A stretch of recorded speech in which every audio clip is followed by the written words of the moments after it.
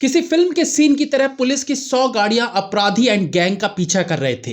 यह घटना एक दिन पहले पंजाब में हुआ है। नाटकीय ढंग से अमृतपाल एंड गैंग भाग रहे थे और पुलिस फोर्स लगातार उनका पीछा कर रही थी। इस बीच अमृतपाल के गुर्गों के लाइव वीडियोस भी सामने आ रहे थे, जहां वो खेतों में भागते हुए चिल्ला रहे थे, ओए पुलिस आ गई, ओए पुलिस आ गई, देखो कितनी गाड़ियां आ गई। न्यूज चैनल्स लगातार इस चूहे बिल्ली के चेज को कवर कर रही थी।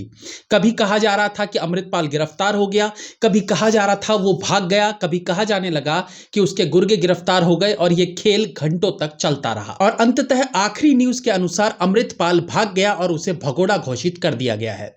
ऐसा इसलिए भी हुआ क्योंकि डॉन को पकड़ना मुश्किल ही नहीं नामुमकिन है। हालांकि 100 पुलिस की गाड़ियों से बचकर डॉन तो क्या, शाकाल, मोगेम्बो और गब्बर भी नहीं भाग सकते थे। बट चलो, न्यूज वाले सच थोड़े ही बोलेंगे, झूठ थोड़े बोलेंगे। जोक्स अपार्ट, सवाल ये उठता है कि ये डॉन अमृतपाल था कौन, जिसे निस्तो नाबूद करने के लिए अचानक से पंजाब पुलिस में जोश आ गया। और एक्चुअली में अमृतपाल सिंह भाग गया या फिर यूपी की तरह पंजाब में भी गाड़ी पलटी और खेल खत्म। जो भी था आने वाले समय में सामने आ ही जाएगा। अमृतपाल सिंह जो पिछले 1 महीने से मीडिया में चर्चा का विषय बना हुआ था, जो सर पे पगड़ी और तलवार लिए अचानक से खालिस्तान की मांग करने वालों का बॉस बन बैठा था, आखिर इतने कम समय में कैसे एक आम सा लड़का सरकार से भिड़ गया। पंजाब में अफरा तफरी मचा दी, पुलिस वालों को घायल कर दिया, पुलिस स्टेशन पर हमला बोल दिया। ये सब इतनी जल्दी कैसे हो गया, कैसे? 1993 में जन्मा अमृतपाल दुबई में टैक्सी चलाता था और कुछ समय पहले तक बिना बाल और दाढ़ी वाला अमृतपाल हीरोइक लुक में सोशल मीडिया पर दिखता रहता था। लेकिन फिर वो अचानक से खालिस्तानियों का नेता बन गया। बाल बढ़ा लेता है, दाढ़ी बढ़ा लेता है, पोशाक बदल लेता है और वेस्टर्न लुक से अपने ट्रेडिशनल लुक में आ जाता है।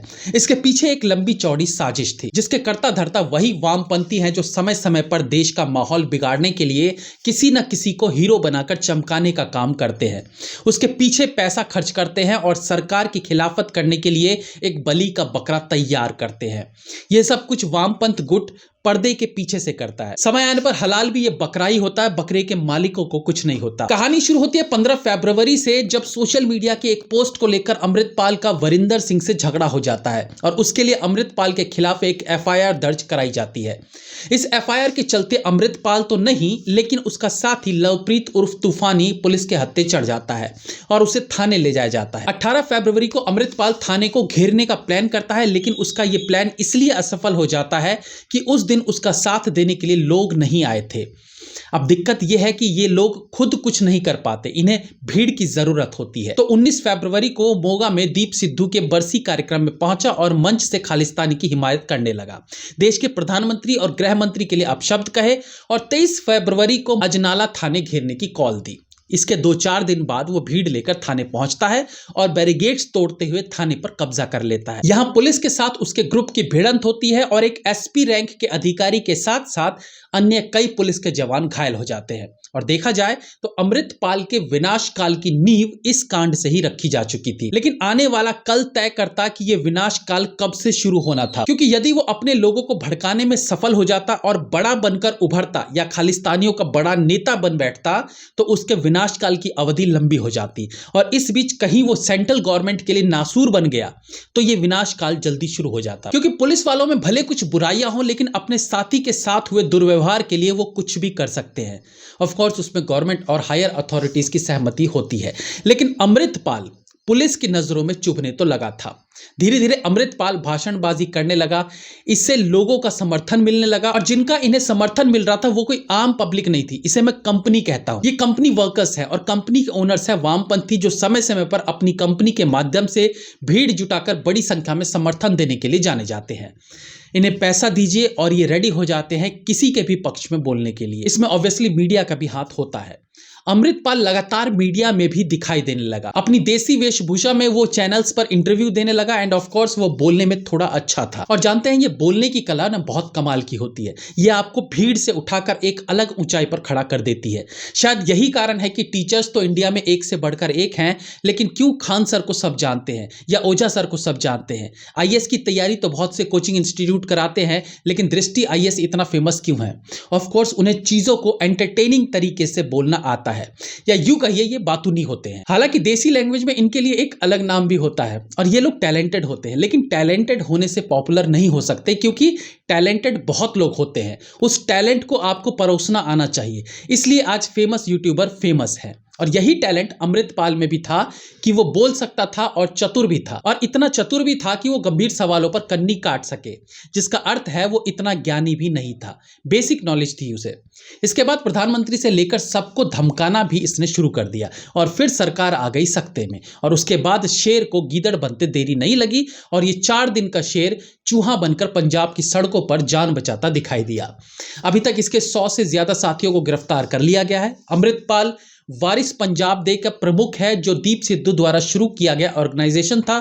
दीप सिद्धू वही पंजाबी एक्टर था जो किसान आंदोलन के दौरान लाल किले पर खालिस्तानी झंडा फहराते देखा गया, जिसके कुछ समय बाद वो एक कार एक्सीडेंट में मारा गया। अमृतपाल सिंह पर गैर कानूनी हथियार रखने का भी केस दर्ज था। एक मीडिया रिपोर्ट के अनुसार अमृतपाल सिंह खुद को जस्टिस चौधरी मानता था।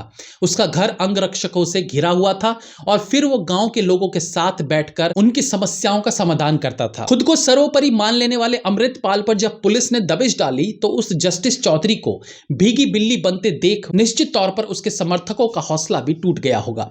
भीड़ का सहारा लेकर वो अपना दबदबा बनाता जा रहा था, और अगर ये सब कुछ वो किसी सामाजिक कार्य के लिए करता तो भी समझ आता, लेकिन उसकी मंशा थी देश का बंटवारा। इंदिरा गांधी की तरह अभी के सरकारों को खत्म करने की धमकी तक उसने दे डाली थी। तो अमृतपाल के खिलाफ सरकार की कार्रवाई शुरू हुई, जिसमें सेंटर और स्टेट दोनों ने मिलकर काम किया। स्टेट गवर्नमेंट यानी आम आदमी पार्टी नॉर्मली ऐसे केसेस में वो हाथ नहीं डालते या चुप रहते हैं जहां कोई सरकार के विरुद्ध काम कर रहा हो, लेकिन आम आदमी पार्टी के बुरे दिन अभी चल रहे हैं। उसे देखते हुए शायद अपनी छवि को थोड़ा बेहतर करने के लिए एंड ऑफ कोर्स सेंटर के दबाव में मजबूरीवश उन्हें यह कदम उठाना पड़ा होगा।